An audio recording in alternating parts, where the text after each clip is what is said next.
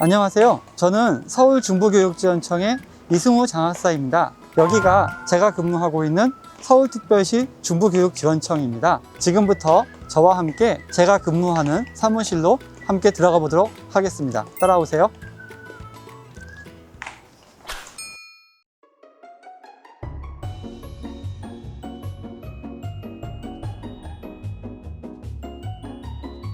여기가 중등교육지원과에서 제가 근무하는 자리입니다. 좀 어지럽죠? 일이 좀 많아서 그렇다고 이해해 주시면 좋을 것 같고요. 이곳이 제가 근무하는 중부교육지원청 중등교육지원과 사무실입니다.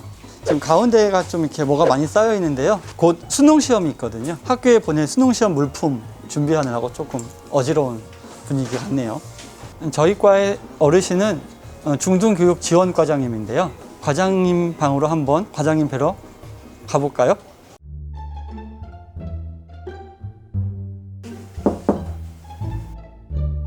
지금 이분이 저희 중등교육지원과의 가장 어르신이신 중등교육지원과장님이십니다. 안녕하세요. 중등교육지원청 중등과장 이경희입니다. 요즘 코로나로 힘든데 학교생활 잘하고 계시지요? 우리 코로나 끝나고 대면으로 얼른 만나서 함께 얘기하는 시간이 왔으면 좋겠습니다.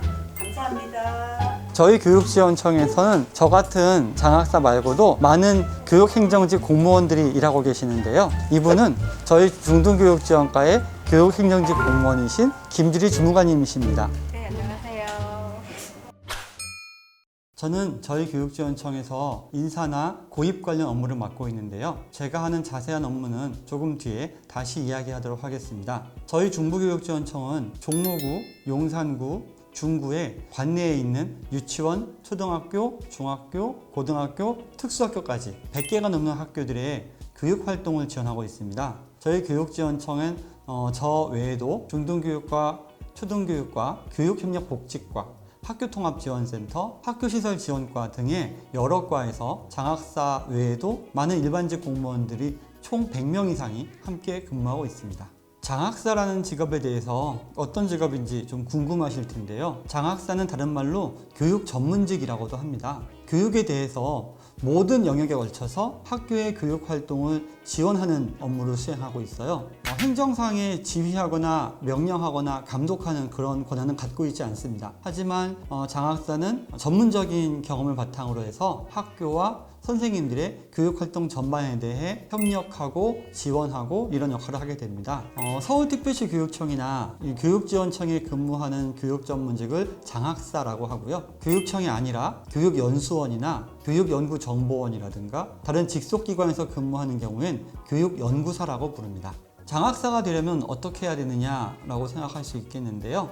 교육공무원법에 의하면 장학사가 되려면 5년 이상의 교육 경력이 있거나 아니면 2년 이상의 교육 경력을 포함한 5년 이상의 교육행정이나 교육연구 경력이 있어야 합니다. 하지만 서울시 교육청은 조금 더 엄격해서요. 서울특별시 교육청은 15년 이상의 교육 경력을 가진 선생님들 중에서 교육 정책에 대한 이해도, 그리고 사업 기획 능력, 그리고 학교 현장 지원 능력 이런 것들을 보기 위해 지필시험, 집단 토의, 심층 면접 등 여러 번 단계 전형을 통해 선발하게 됩니다. 저 같은 경우는 장학사가 되면 일단 7년 정도 장학사로 근무하게 되면 그 다음에는 교감 선생님이 될 수 있습니다. 또는 장학관이 될 수도 있습니다. 장학관이 되면 조금 더 높은 관점에서 교육을 바라보게 될 거고요. 장학사가 어떤 일을 하는지 어느 정도는 이해가 되셨을 것 같은데요. 그러면 제가 중등교육지원과에서 어떤 일을 하는지 궁금하실 거예요. 제가 맡고 있는 일은 12가지나 됩니다. 장학사가 되고 싶으면 그 전에 먼저 교사가 돼야 됩니다. 근데 교사가 되기 위해서는 무엇보다 교원 자격증이 있어야 교사를 할 수 있는데요. 교원 자격증을 받으려면 사범대학을 나오거나 일반 대학을 다니면서 교직 과정을 이수하거나 대학을 졸업한 뒤에 교육대학원을 나오시면 됩니다. 이 세 가지 중에 한 가지를 하면 교원 자격증이 나옵니다. 하지만 교원 자격증이 있다고 다 교사가 되는 것은 아니죠. 교원 자격증은 어디까지나 교사가 될 수 있다는 허가증이라고 보시면 됩니다. 교사가 되려면요, 두 가지 방법이 있습니다. 공립학교 교사가 되고 싶으시면 1년에 한 번 시도교육청에서 실시하는 교원 임용고사에 응시하셔서 합격하시면 됩니다. 교원 임용고사에 합격하게 되면 공립학교 교사로 발령이 납니다. 그리고 공립학교 교사는 공무원이기도 하죠. 하지만 사립학교 교사는요, 임용고사를 치르지 않아도 됩니다. 사립학교 자체에서 공개 채용을 하거나 사립학교에서 특별 채용을 하거나 교원 임용고사를 치르거나 아니면 사립학교 교사가 될 수 있습니다.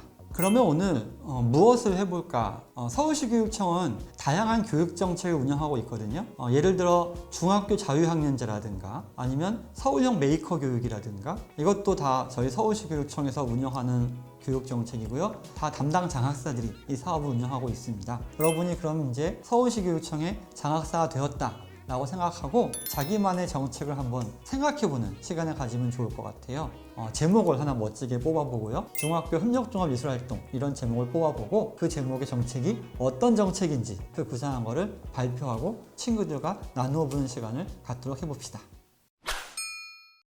저는 이런 정책을 생각해 봤습니다. 중등 수학 맞춤 멘토링 함수공방. 함수공방이 무슨 뜻인지, 함수공방이란 함께 수학을 공부하는 온라인 공부방의 약자입니다. 여러분도 정책에 여러분만의 멋진 네이밍을 해보시기 바랍니다. 4가지 정도 생각해 봤습니다. 중학교 수학 선생님과 학생을 1대1로 짝지어주는 거예요. 단 학생은 수학 학습에 열성은 있는데 방법에서 어려움을 겪는 학생이고, 그리고 전문 업체와 업무 협약을 맺어서 AI 플랫폼을 활용하겠다는 겁니다. 요즘은 AI가 기반으로 되어 있는 학습 프로그램이 많이 있거든요. 그런 프로그램을 쓰자. 선생님께 태블릿 PC 빌려드리고요. 그리고 선생님들께 AI 플랫폼 사용법에 대한 연수도 제공하겠다.